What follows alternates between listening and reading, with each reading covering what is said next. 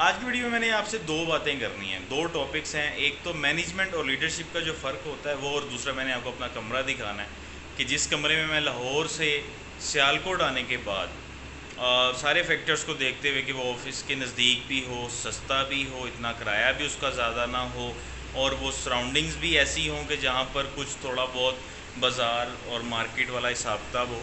तो मैं एक ऐसे कमरे में पहुंचा और ये मेरा ज़िंदगी का पहला एक्सपीरियंस था कि मैं घर से बाहर दूर किसी जगह पर अकेला रह रहा हूँ और सारा कुछ खुद मैनेज करना है। आपने बड़े बड़े लोगों से सुना होगा जो अक्सर ये इस चीज़ पर एम्फसाइज़ करते हैं कि आपको अपनी ज़िंदगी में कम से कम 6 माह के लिए ज़रूर कोई ऐसी अपॉर्चुनिटी अवेल करनी चाहिए जब जब आपको अपना घोंसला छोड़ने का मौका मिले। आप अपने घर से निकलें और किसी दूर किसी जगह पर जाकर रहें और वहाँ पे सब कुछ खुद मैनेज करें। तो ये मेरे लिए भी बड़ी फैसिनेटिंग सी एक चीज़ थी जो मैं सोचा करता था कि यार मैं ऐसा करूँ ज़रूर, किसी ना किसी बहाने, कोई ना कोई वजह निकाल के इस तरफ जाऊँ। लेकिन अब जब मैं इस सेटिंग में आके बैठा हूँ तो मुझे बहुत सारी चीज़ों की समझ आई। होम सिकनेस की समझ आई, इस चैलेंज की इट्स सेल्फ समझ आई जब आप अपने घर से दूर अकेले रह रहे होते हैं और आप सब कुछ, आपको पता नहीं होता कि लोग आपकी ज़िंदगियों में क्या रोल प्ले कर रहे हैं, वो आपको इस सेटिंग में आके पता चलता है। अच्छा, और मैनेजमेंट और लीडरशिप के ऊपर जो बात करनी है वो क्यों करनी है? पिछले दिनों मैंने कुछ रिपोर्ट्स लिखी जिसमें मैंने मुसलसल मैं यही सोचता रहा कि यार मैनेजमेंट और लीडरशिप को तो 100 साल गुजर गए, अभी तक डिस्कस किया जा रहा है, क्या वजह है? सिंपल सी चीज़ है कि एम्प्लॉई ओरिएंटेड, पीपल ओरिएंटेड एक बंदा है अगर, तो वो लोग उससे ज़्यादा खुश होंगे। और अगर एक बंदा आउटकम्स या प्रोसेस ओरिएंटेड है, वो चीज़ों को, नताइज को, रेवेन्यू को, सेल को और ऐसे फैक्टर्स को ज़्यादा वैल्यू देता है, तो जाहिर है वो लोगों के लिए कोई इतना, वो अच्छा मैनेजर तो हो सकता है, अच्छा लीडर नहीं हो सकता। इसका फ़र्क मुझे कैसे पता चला वो मैं आपको बताता हूँ। सबसे पहले तो मैं अपना रूम जो है वो दिखाऊंगा आपको, और ये जगह दिखाऊंगा और इसके प्रॉब्लम्स, 3-4 मेन चीज़ें एनालिस्ट करूंगा कि जो जिन मुसीबतों का मुझे सामना है यहाँ पर। ये देख रहे हैं आप, ट्रक गुजर रहा है ना यहाँ से अभी, ये ट्रक से ही बात शुरू करते हैं। ये एक मेन रोड पर वाक़या बिल्डिंग है जिसके सामने कुछ बिल्डिंग मटेरियल वाले बैठे हुए हैं जो सप्लाई करते हैं।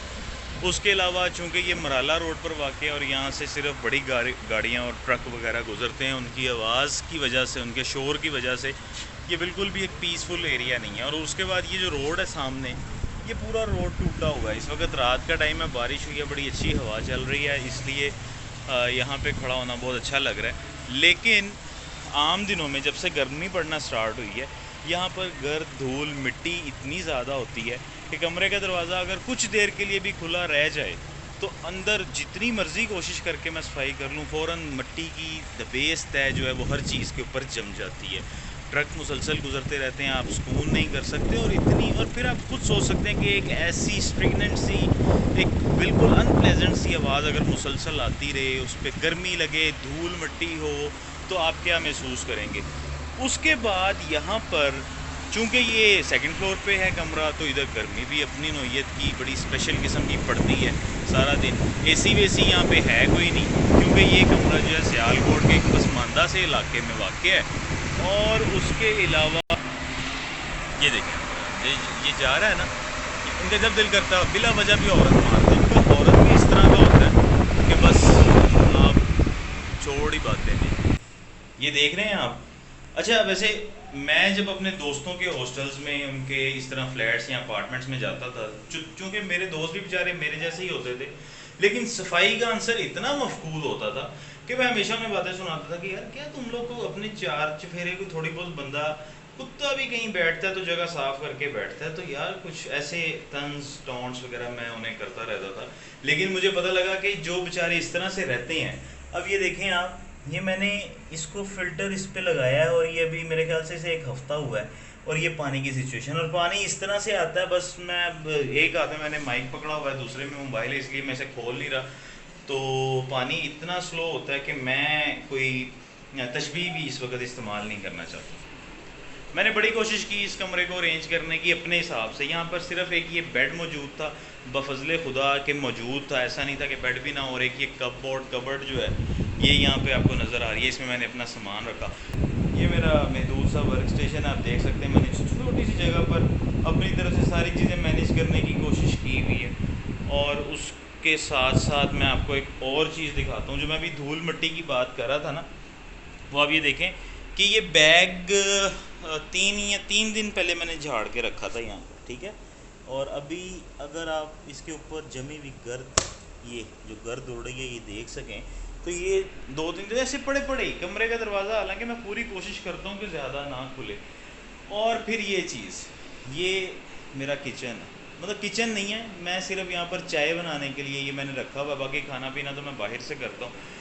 और बाहर का खाना पीना जो है वो बिल्कुल भी कोई इतना ख़ास मज़ेदार नहीं है। मैं बार बार उसको ऐसे उठता है, उसको नई मसाइब का सामना होता है, शाम को जब वो वापस अपने रूम में आता है तब नई प्रॉब्लम्स का सामना होता है। इसके बावजूद वो मैं पहले कुछ वीडियोज़, अच्छा मैं ये वीडियो जो इस तरह से बना रहा हूँ उसकी भी एक वजह है कि ना, मैंने पहले 2-3 मरतबा इस कमरे में रिकॉर्ड की कुछ अपना दूसरे चैनल पे लगाने के लिए वीडियोस, तो मैं अपना बैकग्राउंड छुपाता फिरूँ कि यार ये क्या आ रहा है बीच में, ये क्या आ रहा है। तो फिर मैंने 1-2 ब्लॉग्स देखे, तो मैं इनकरेज हुआ कि यार आप अपनी जिस भी सिचुएशन में हो आप उसको, इससे पहले मैंने एक और वीडियो बनाई थी, उस वीडियो ने भी मुझे खासा मोटिवेट किया।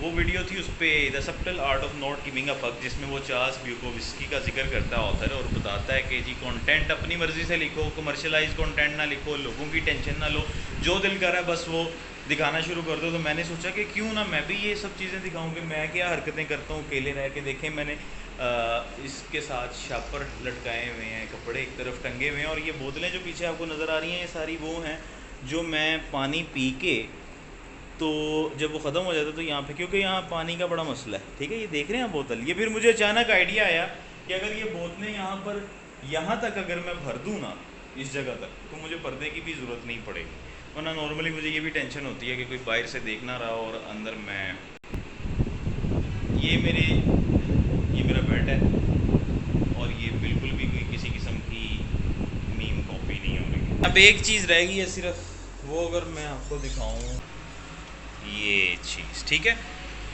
अब ये सब चीज़ें दिखा दी मैंने आपको और कुछ बाकी नहीं रहा।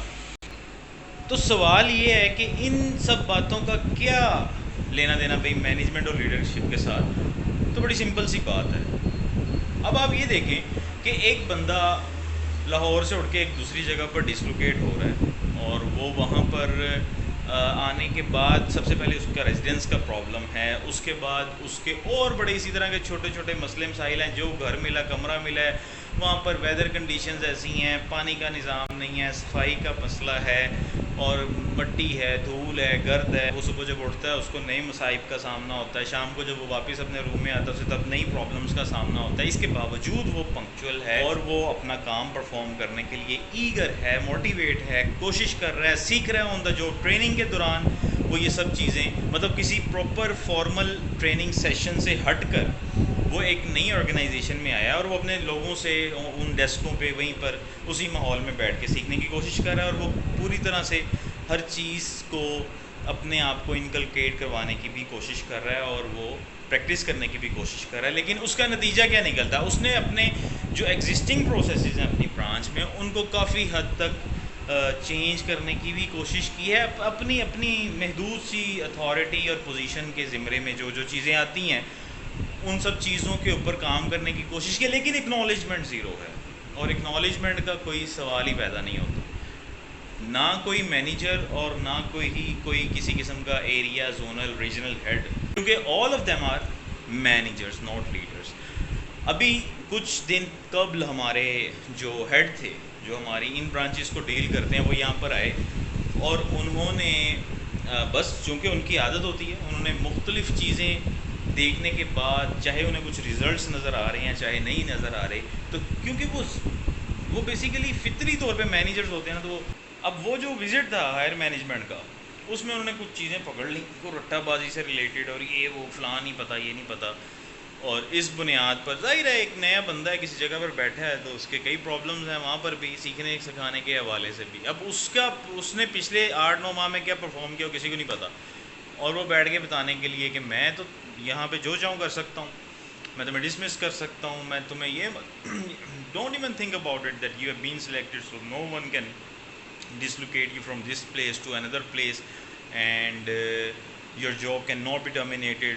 तुम्हें ये सोचना है, तुम्हें वो करना है, तुम्हें ये करना है। और उस वक्त मेरे अंदर का जो फ्रीलांसर था वो सर उठाने की भरपूर कोशिश कर रहा था, लेकिन फिर मुझे ख्याल आया कि नहीं, अभी तो मैं एक जॉब पर हूँ और मैं कई लोगों को खुश करने की कोशिश कर रहा हूँ, और मुझे जो है इस जॉब को कंटिन्यू करना है और कोई फ़र्क नहीं पड़ता। और ठीक है, ये भी ह्यूमन बिहेवियर को मैनेज करने की एक चीज़, एक नया मुझे तजुर्बा हासिल हो रहा है। तो मैंने वहाँ पर ये देखा कि अच्छा, this is the difference between a good manager and a good leader, और just remove the word good, this is the difference between a manager and a leader. A leader will always try to understand your problems, the underlying issues that are just restricting you, that are just creating impediments in your ways to, आपको रोक रहे हैं, वो आपके लिए मुसलसल किसी जहमत की वजह बन रहे हैं, किसी रुकावट की वजह बन रहे हैं, आपको काम नहीं करने दे रहे।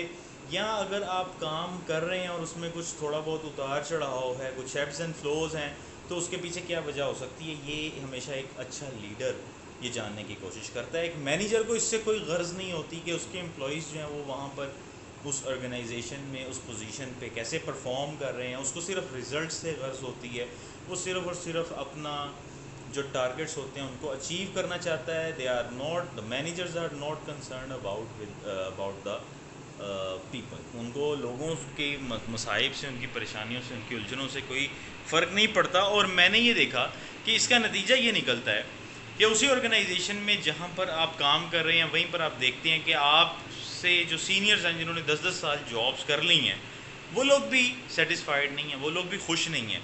इन सब चीज़ों को एंड में जो मैं थोड़ा सा इसका कंक्लूजन ये देना चाहूँगा कि जॉब के मामले में देखें, मेरी ज़िंदगी में भी एक ऐसा फैक्टर है जिसकी वजह से मैं इस जगह पर हूँ। इसी तरह हर किसी की ज़िंदगी में कोई ऐसा एक इनएविटेबल फैक्टर हो सकता है जिससे वो जान नहीं छुड़वा सकता, तो उस सूरत में सिचुएशन और होती है। अदरवाइज़ जॉब्स के मामले में मैं क्यों इतना रिलक्टेंट हूँ कि जॉब के हवाले से जब कोई कुछ कहता है कि मैंने ढूंढनी है, करनी है, तो मैं चाहता हूँ कि नहीं, आप अपनी जो आज़ादी है उसको प्लेज ना करवाएं महीने की एक इनकम स्ट्रीम की बुनियाद पर 25, 30, 40, 50, 60, 70, इवन 1 लाख रुपया भी, क्योंकि अच्छी से अच्छी इनकम भी कम इनकम होती है जब आप अपनी आसाइशें और अपनी ज़रूरियात और इन सब चीज़ों को अपने सामने रख कर देखते हैं और अपने आसपास के लोगों को देखते हैं। और फिर वो एक आपके अंदर अगर कोई करंट है, अगर आपके अंदर कोई स्पिरिट है, कोई पैशन है, कुछ ऐसा है कि आप आज़ादी चाहते हैं और आप आम ज़िंदगियों से, एक मोनोटनस से हटकर कुछ ज़िंदगी कोई और तरह की गुजारना चाहते हैं, तो आपको उसके लिए स्ट्राइव करना चाहिए। जॉब की, जब भी जॉब के हवाले से आप कोशिश करें जॉब हंटिंग की, तो बिल्कुल कंप्रोमाइज़ ना करें। हालात जो हैं वो आपको तरह तरह की मुसीबतों के सामने लेके जाएंगे। कभी आपको ज़रूरत होगी कुछ ऐसे, मतलब आप कहेंगे चलो थोड़े से ही पैसे मिल जाएं, मैं काम कर लूँ। कभी कोई मसला होगा, कभी कोई मसला होगा, लेकिन कोशिश करें जिस हद तक रेजिस्ट कर सकते हैं करें, और ऐसी ऑर्गेनाइजेशंस में ना घुसें जहाँ पर आपको एक अच्छी लीडरशिप ना मिले। ऐसी ऑर्गेनाइजेशंस में बिल्कुल मत जाएं जहाँ पर आपको इनकरेज ना किया जाए, मोटिवेट ना किया जाए, रिकग्नाइज़ ना किया जाए। उसके अलावा सबसे बड़ी बात, सबसे अच्छी बात तो ये है कि आप कुछ ऐसा करने की कोशिश करें जिसमें आप ऑल इन ऑल हों, जिसमें आप अच्छा बुरा समझते हों और जिसमें आप हर तरह से परफॉर्म कर सकते हैं। और फिर आप खुद अपने आप को, अपनी परफॉर्मेंस को इवेल्युएट करें, और आप दूसरे लोगों के साथ वो सब कुछ ना करें जो कि हम नहीं चाहते कि कोई हमारे साथ करे। मौजूदा ऑर्गेनाइजेशन में मैंने ख़ास तौर पे अपना ध्यान इस चीज़ पर रखा कि जो लोग किसी हवाले से भी, जहाँ पब्लिक डीलिंग आ जाती है, वहाँ पर लोगों के साथ जितना पोलाइट रह सकता हूँ, जो एग्जिस्टिंग कस्टमर्स हैं, जो प्रोस्पेक्टिव क्लाइंट्स हैं, उनको एक अच्छा मैसेज मिल सके। और कई लोगों ने इस चीज़ को अप्रिशिएट किया, बहुत ज़्यादा अप्रिशिएट किया। मतलब उनको ऐसा महसूस होता था कि जब वो जाके बैठेंगे तो सामने वाला बंदा उनकी बात ही सुनेगा, लेकिन जब वो मुझसे बातचीत कर लेते थे तो वो उठते वक्त मुझे ये बताते थे कि जी जैसे आपने हमें ये चीज़ समझाई है, मतलब एक अप्रिसिएशन जो होती है। तो लेकिन फिर जब मुझे अपनी हायर मैनेजमेंट से डांट भी इसी वजह से पड़ी, जिसके पीछे बुनियादी वजह एक ये थी कि कुछ पॉलिसी डॉक्यूमेंट्स को मैंने उनका रट्टा नहीं था मारा हो। तो ये वो सारी चीज़ें हैं कि जिसको आपने अपने जहन में रखना है जब भी आप करियर की चॉइस के लिए जा रहे हैं, आप एक करियर चूज़ करने लगे हैं, आप किसी जॉब वाले रास्ते पे चलना चाह रहे हैं, तो सबसे पहले तो आप प्रायोरिटी दें अपनी उस स्किल को, अपने एंटरप्रेन्योरियल स्किल्स को, अपने माइंडसेट को, कि अगर आप कोई काम खुद से कर सकते हैं तो फिर छोड़ दें सब कुछ ऐसी ऑर्गेनाइजेशन, कुछ ऐसी जगह, कोई ऐसी जॉब, कोई ऐसा काम ढूंढें जिसमें आपको अच्छे लीडर्स मिलें। मैनेजर